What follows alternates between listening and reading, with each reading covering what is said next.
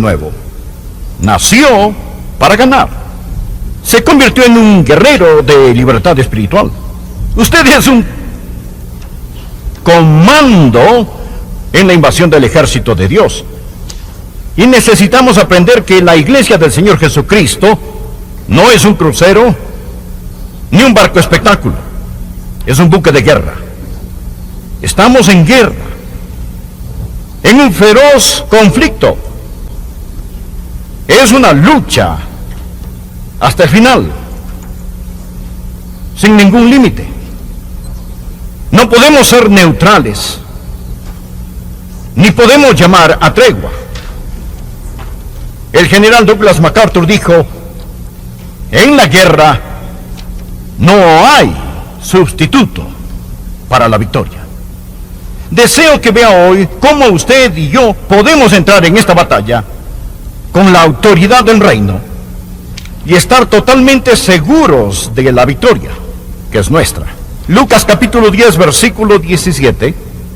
Volvieron los 70 con gozo, diciendo: Señor, aún los demonios se nos sujetan en tu nombre.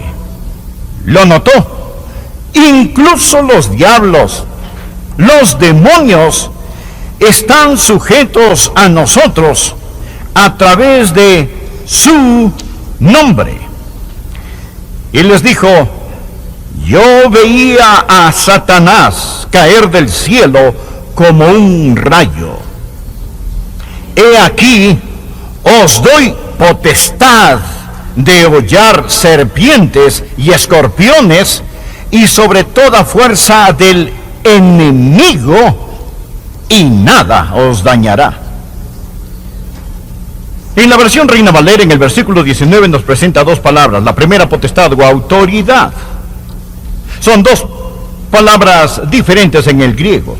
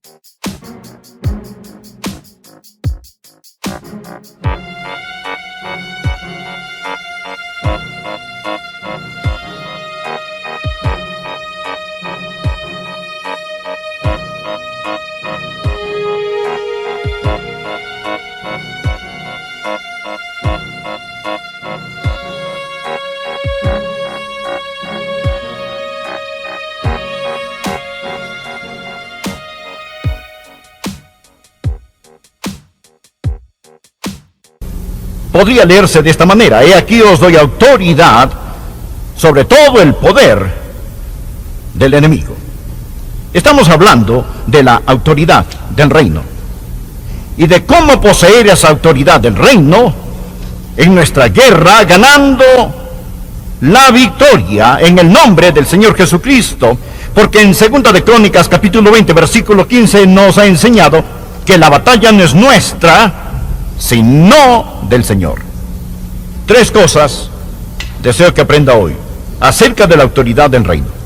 Primero, la autoridad del reino se ha establecido soberanamente. Esta autoridad del reino se ha establecido soberanamente. Jesús dijo: yo veía a Satanás caer del cielo como un rayo.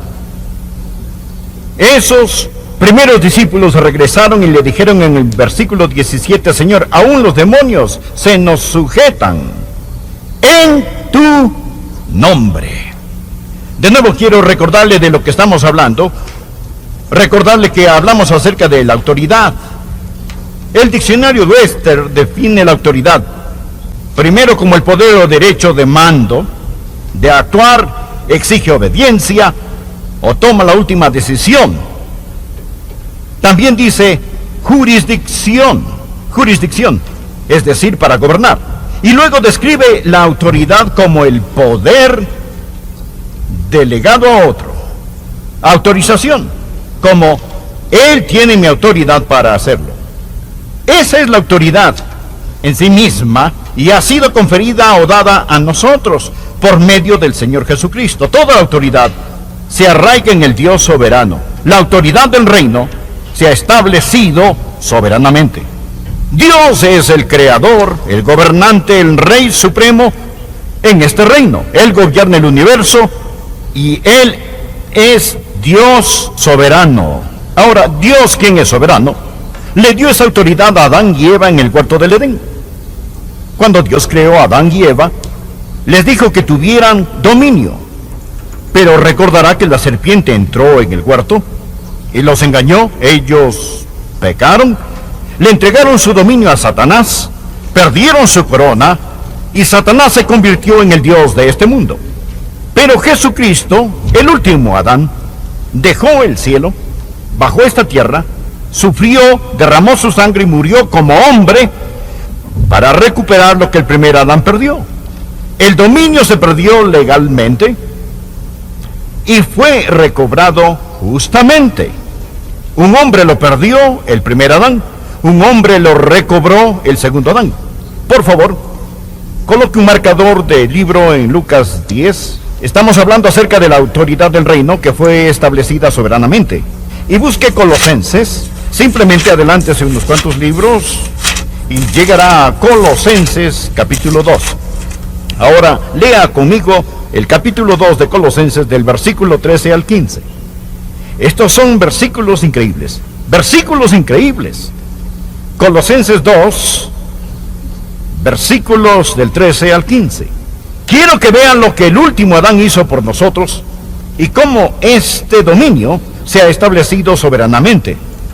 Esto es lo que dice: y a vosotros, estando muertos en pecados y en la incircuncisión de vuestra carne, os dio vida juntamente con él, perdonándoos todos los pecados, anulando el acta de los decretos que había contra nosotros, que nos era contraria, quitándola de en medio y clavándola en la cruz, y despojando a los principados y a las potestades, los exhibió públicamente, triunfando sobre ellos en la cruz. Por favor, mantenga su Biblia abierta e indaguemos cómo esta autoridad del reino se estableció soberanamente. Hay tres cosas que Jesús hizo por nosotros cuando Él vino a esta tierra para liberarnos de la esclavitud. Y Él nos liberó de tres tipos de esclavitud. Primero, Él nos libró de la esclavitud de la muerte espiritual. Versículo 13: y a vosotros, estando muertos en pecados y en la incircuncisión de vuestra carne, os dio vida. Si usted no es un creyente, espiritualmente está muerto. No es que esté espiritualmente enfermo, espiritualmente está muerto.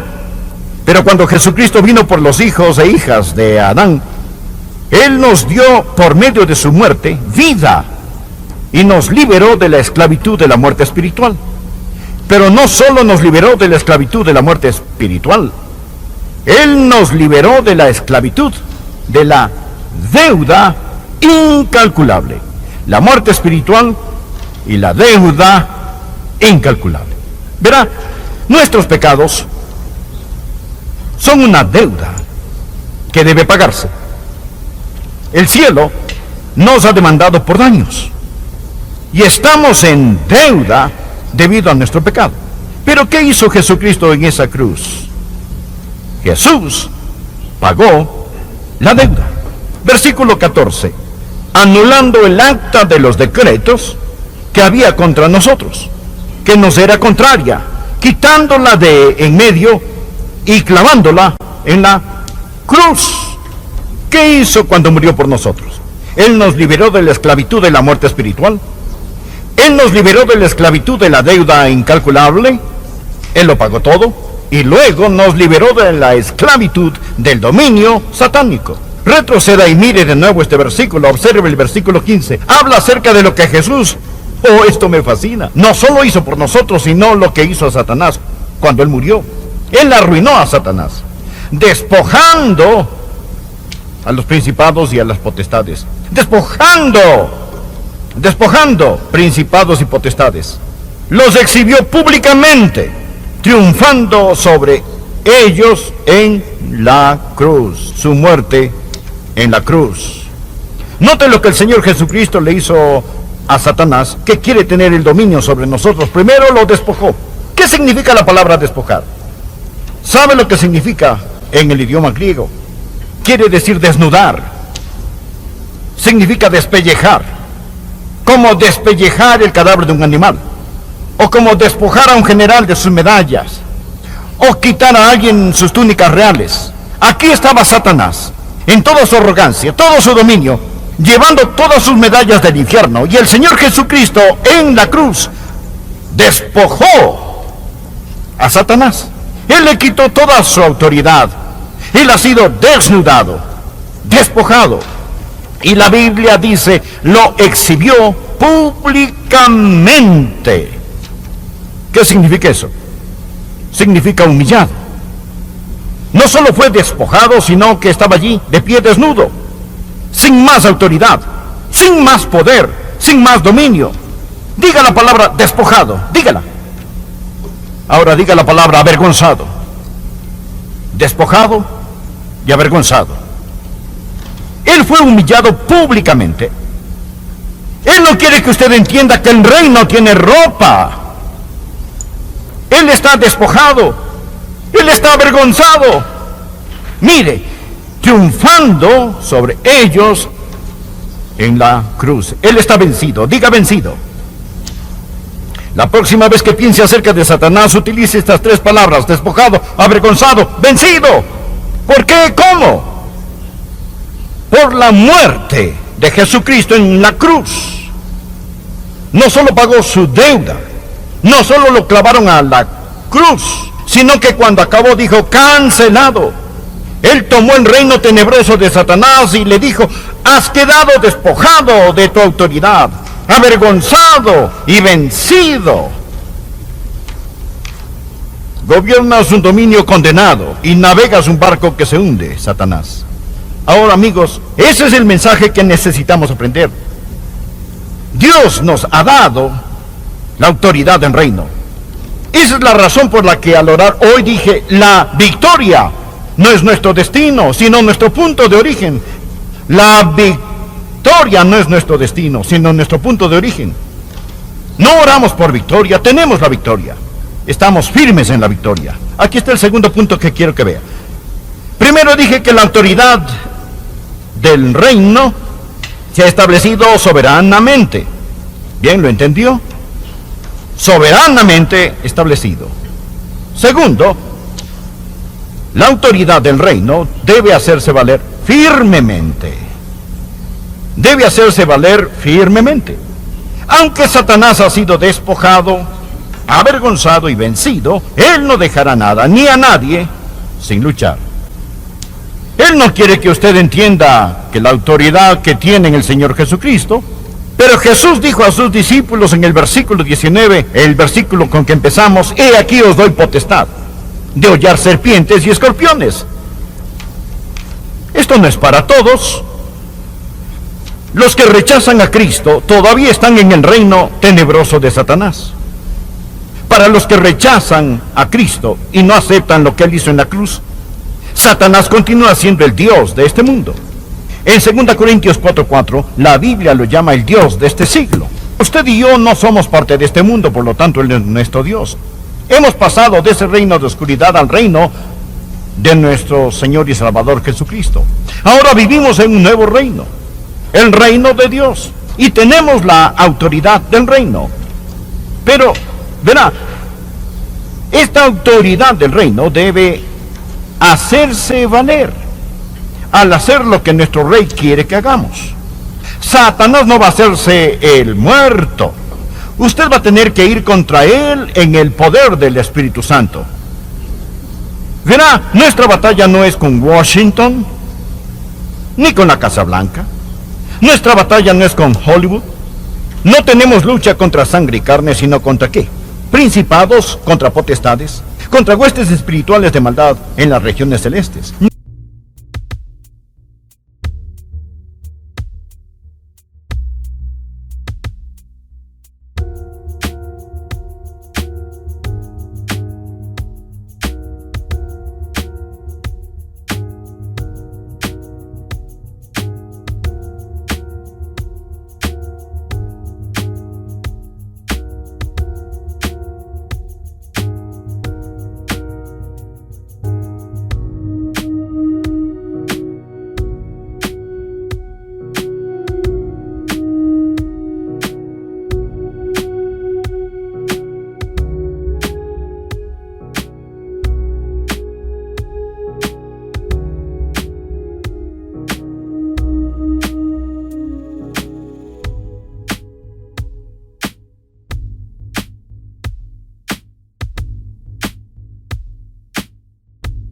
Necesitamos aprenderlo. ¿Sabe por qué no está ganando?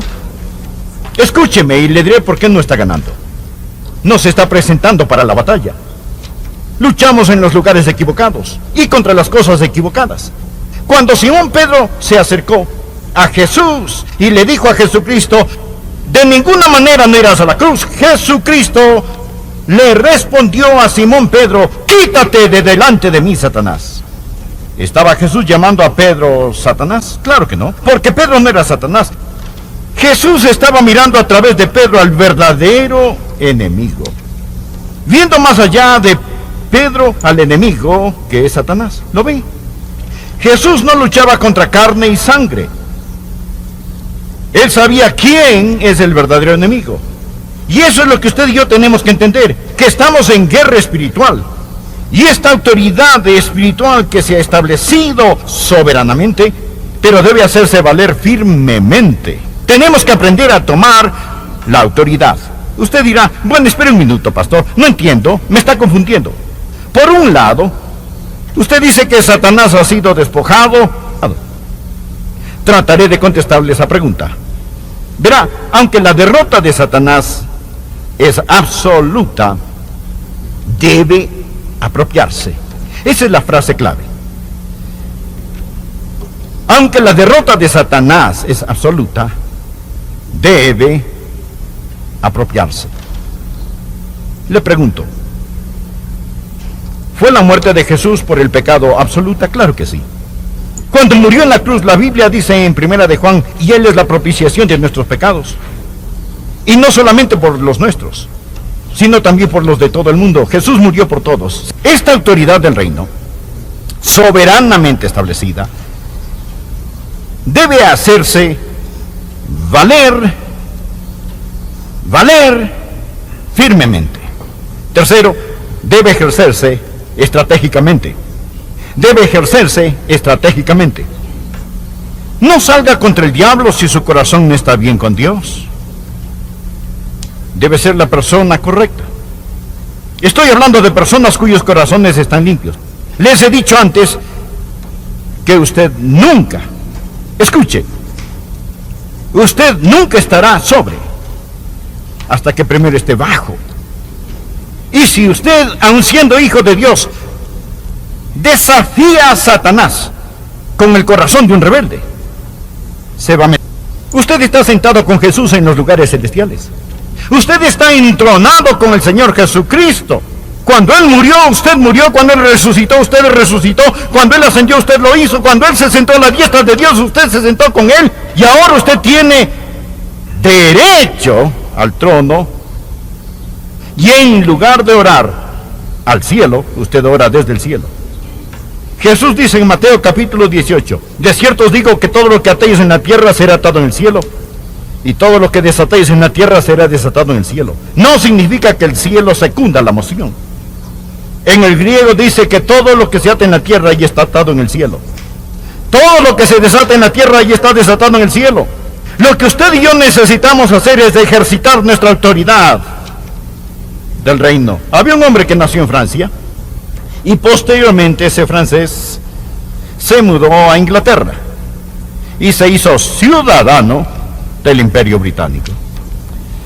Luego, Gran Bretaña, Inglaterra, derrotó a Napoleón en Waterloo. Cuando ese hombre era un ciudadano de Francia, para él, Waterloo fue una derrota. Napoleón era francés, se perdió la guerra, y ese hombre como francés era un perdedor. Pero como dejó Francia y se hizo ciudadano de Inglaterra, ahora para él Waterloo no fue una derrota. Para él fue una victoria. Usted sin Jesús